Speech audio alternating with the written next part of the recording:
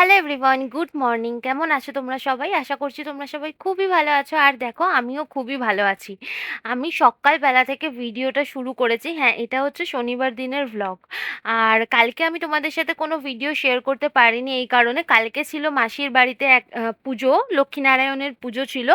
তো সেই পুজোতে আর কি গেছিলাম। তো সকালবেলা উঠেই চলে গেছিলাম। তাই যেহেতু আমি ভিডিওটা আর কি এডিটিং করে রাখা ছিল না আগের দিন, তো সেই কারণে আমি ভিডিও তোমাদের সাথে কালকে কোনো শেয়ার করতে পারিনি। তবে মাসির বাড়িতে গিয়ে সমস্ত ভিডিও তোমাদের জন্য করে এনেছি।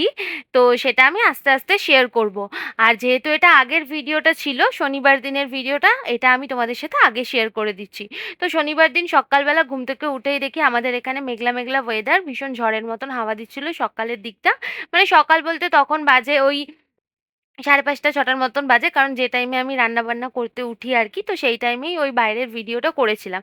তারপর তো রান্নাবান্না করার পর বরমশাই তো চলে গেছেন অফিসে। তারপর দেখো আমি চলে যাওয়ার পরেই খেয়ে নিলাম 1 গ্লাস জল।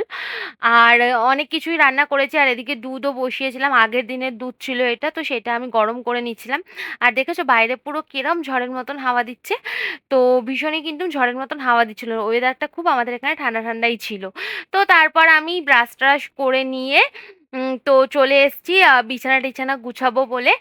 আর মোবাইলে একটু ঘাঁটছিলাম, কারণ প্রত্যেকদিন সকালবেলা হলেই আমার বর অফিস বেরিয়ে যাওয়ার পরই চা নিয়ে, তো তোমরা যারা আমার ভিডিও দেখো নিশ্চয়ই জানবে যে চা হাতে করে নিয়ে মায়েদের সাথে গল্প করি। কিন্তু আজকে যেহেতু সকাল থেকেই কাজটা শুরু করে দিয়েছি, আর মায়েদের সাথে গল্প করিনি, কারণ মারা একটু ঘুম থেকে ওঠে, মা বাবা ঘুম থেকে একটু দেরি করেই ওঠে আর কি, 8:30-9টার দিকেই ওঠে, কারণ আমাদের যেহেতু বিজনেস বাপের বাড়িতে, তো আমাদের সকালবেলা সেরকম কোনো তাড়াহুড়ো থাকে না।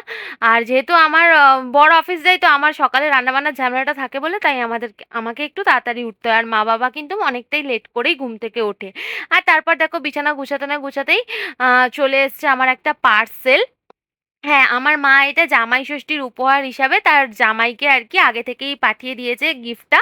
কারণ ওর ইচ্ছা ছিল আর কি এরকম একটা কি মানে লাঞ্চ বক্স নেবে আর কি। আমার মাই আর কি এটা নিজে থেকেই আর কি ওকে বলছিল, তুমি একটা লাঞ্চ বক্স নাও, তোমার তুমি যে মানে বক্সটা করে লাঞ্চটা নিয়ে যাও আর কি। তো সেটা অনেক দিনেরই পুরনো হয়ে গেছিল, তো সেই কারণেই আর কি আমার মা এটা ওকে জামাই ষষ্ঠীর উপহার হিসাবে দিল। আর এটা কিন্তু ও ফ্লিপকার্ট থেকে নিজেই পছন্দ করে নিয়েছে। তো তারপর দেখো স্নান টান করে চলেই এসেছি। লাঞ্চটা করে নেবো, তো চলো দেখে নাও। দেখাই তোমাদেরকে আজকে আমি কি লাঞ্চে করেছি। আর আজকে যেহেতু শনিবার, তো আমার বর বললো যে এখন থেকে শনিবার করে একটু নিরামিষ খাওয়া হবে আর কি, প্রত্যেক শনিবারে চেষ্টা করবো যতদূর করার, যেহেতু বলেছে। তো আজকে আমি নিরামিষে কি রান্না করেছি চলো তোমাদের দেখাই। এদিকে দেখো দুধ নিয়ে এসেছিলাম, তো দুধটা এখন গরম বসিয়ে দিয়েছি এখানে। আর রান্না করেছি দেখো, এখানে হচ্ছে পোলাও করেছি। পোলাও করেছি নিরামিষে, একটু বেশি করে করেছি যাতে দুবেলার হয়ে যায়। নিরামিষের দিনে রাত্রেবেলা কি রান্না করবো তো একটা ঝামেলা থাকে না, তো সেই কারণে পোলাও করেছি।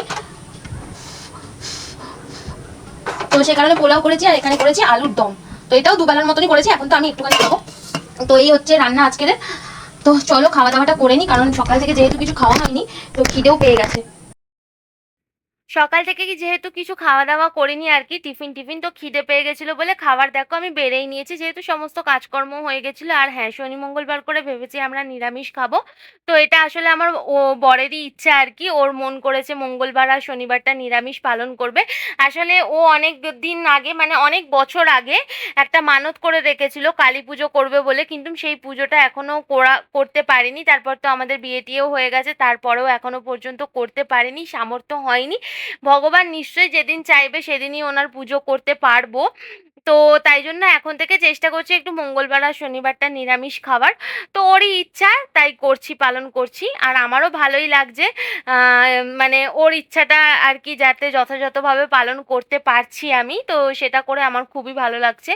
তো দেখো এটা কিন্তু জামাই ষষ্ঠীর উপহারটা তো সকালবেলা চলেই এসছে, তো অফিস থেকে ফেরার পর ওকে আমি দিয়ে দিয়েছিলাম। আর ওর তো টিফিন বক্সটা খুবই পছন্দ হয়েছে। প্রত্যেক বছর মা জামাই ষষ্ঠীতে ওকে যা হোক মানে শার্ট বা জামা কাপড় এরকমই কিছু দেয়। তো এবছর তাই মা বলল যে ওকে আমি জামা কাপড় দেবো না, যেটা ওর প্রয়োজনীয় জিনিস, যেটা ওর দরকার লাগবে এই মুহূর্তে, তো সেরকমই ওকে একটা আমি কিছু দেবো। তো সেই কারণে এটা ও ফ্লিপকার্টে অনেকদিন আগেই দেখে রেখেছিল, তো মাকে আমি বলেছিলাম, তাই মা এটাই ওকে আর কি গিফট করলো জামাই ষষ্ঠীর উপহার হিসাবে। আর যেহেতু আর কি লাঞ্চ নিয়ে যাবে, তাই মা সে আমার বাড়ির অ্যাড্রেসে আর কি ডাইরেক্ট আর কি অর্ডারটা আমরাই করে নিয়েছি। মা বলল, "তোদের বাড়ির অ্যাড্রেসেই নিয়ে নে জিনিসটা, তাহলে ও খাবারটা নিয়ে যেতে পারবে জামাই ষষ্ঠীর আগে থেকেই আর কি।" তো গিফটটা আমার বাড়ির এখানেই চলে এসেছিল। কারণ বেহালায় যদি আসতো সেটা আবার বয়ে, বয়ে আমাদেরকে নিয়ে আসতে হতো, তো সেই কারণে।